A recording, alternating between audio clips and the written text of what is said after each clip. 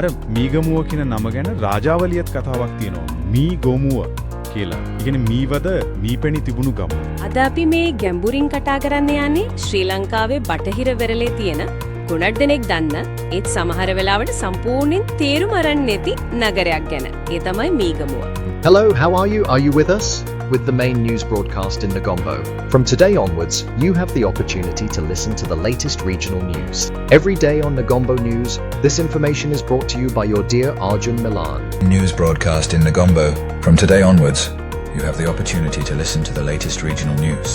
Every day on Negombo News, this information is brought to you by your dear Arjun Milan. You are now with Negombo's main news broadcast. Negombo News. I am Arun Kumar.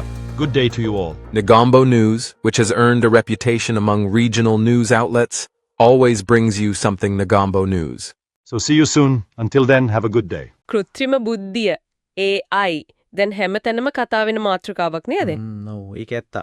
ඉතින් අද අපි බලමු මේ AI තාක්ෂණය අපි මේ මාධ්‍ය ශාස්ත්‍රයට කොහොමද බලපාන්නේ කියලා.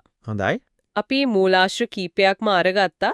Verbit, Daily FT, IJNet වගේ ජාත්‍යන්තර වාර්තා තියෙනවා.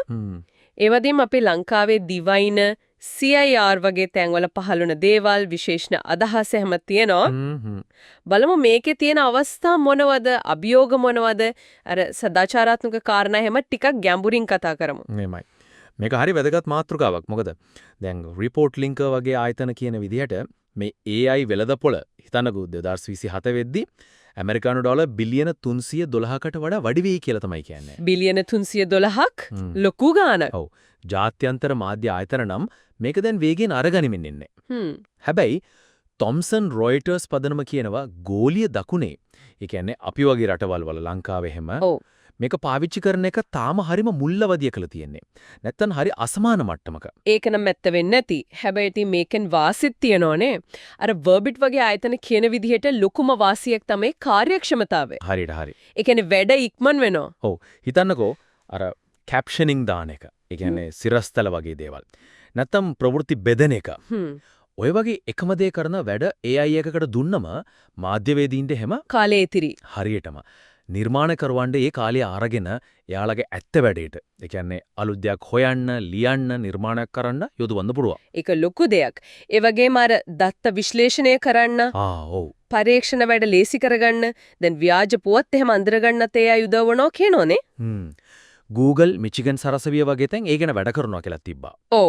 දිවයින පත්‍රයේ තිබ්බ සාකච්ඡාවක තිබ්බා. අර Netflix වගේ ඒවා. ඔව්.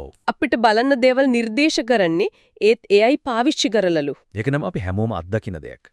හැබැයි ඉතින් වාසි වගේම අනිත් පැත්තත් බලන්න එපයි නේද? අනිවාර්යයෙන්ම. අර දිවයින පත්‍රයේ සාකච්ඡාවෙම කියනවා විශේෂයෙන් data entry වගේ වැඩ කරන අයට රැස්සාව නැති වෙයි කියන බය තියෙනවලු. ඔව්, ඒ බය සාධාරණයි. සමහර කාර්යයන් වලට ඒ බලපෑම එන්න පුළුවන්. ඒ විතරක් නෙවෙයි අර Middle Local News Initiative වාර්තාවක් තියෙනවා. ඒකේ කියනවා AI නිසා වැරදි තොරතුරු එහෙම ලේසියෙන් පැතිරෙන්න පුරුවන් කියලා පක්ෂග්‍රාහී දේවල් පවා. ඔව්, ඒක තමයි ලොකුම අවදානමක්. IJNet එකේත් මේක මතු කරලා තිබ්බා.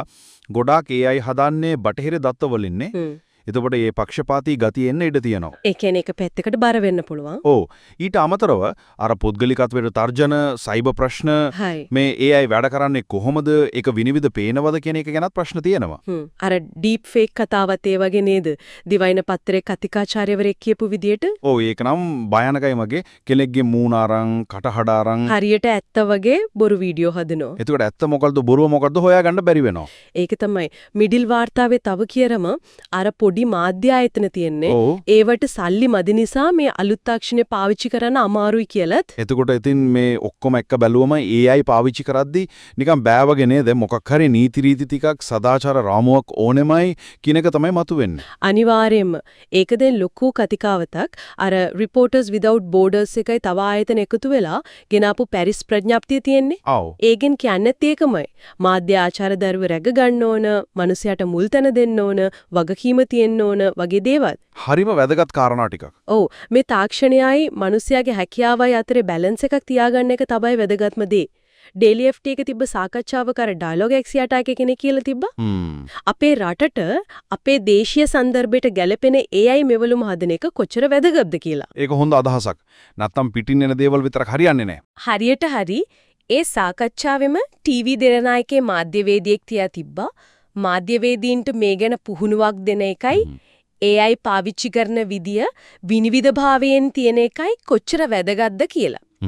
ඒ වගේම අර බුද්ධිමය දේපලයිතිය පැරිස් ප්‍රඥප්තියත් ඒක ගැන කියනෝ නේද? ඔව්. ඒකත් හරිම වැදගත්. කෙනෙක්ගේ නිර්මාණයක් AI එකක් පාවිච්චි කරලා හැදුවම ඒකේ අයිතිය කාටද වගේ ප්‍රශ්න එනවා. එහෙනම් දැන් අපිට ටිකක් පැහැදිලි වගේ මේ කෘත්‍රිම බුද්ධිය කියන එක මාධ්‍ය ක්ෂේත්‍රයට එක පැත්තකින් ලොකු වාසි අවස්ථා ගොඩක් අරන් එනවා. හැබැයි අනිත් පැත්තෙන් හිතන්න ඕන බරපතල අභියෝග ටිකකුත් තියෙනවා. ඒක තමයි ඇත්ත. අවසාන වශයෙන් අපිට හිතන්න මෙහෙම දෙයක් ඉතුරු වෙනවා වගේ. අපිට පුළුවන් ද මේ තාක්ෂණයේ තියෙන හොඳ දේවල්, ඒ කියන්නේ වාසි ටික අරගෙන ඒ අතරමර අවදානම් ටික පාලනය කරගෙන මාධ්‍යකරණයේ ඇත්ත හරය, ඒ කියන්නේ සත්‍යවාදී බව, ස්වාධීනත්වය වගේ දේවල් තවත් ශක්තිමත් කරන්න. තවත් ශක්තිමත් කරන්න. ඒකට මේ මාධ්‍ය ආයතන, මාධ්‍යවේදීන්, තාක්ෂණික සමාගම් මේ හැමෝම එකතු වෙලා කොහොමද වගකීමෙන් වැඩ කරන්නේ? ඒක තමයි ප්‍රශ්නේ.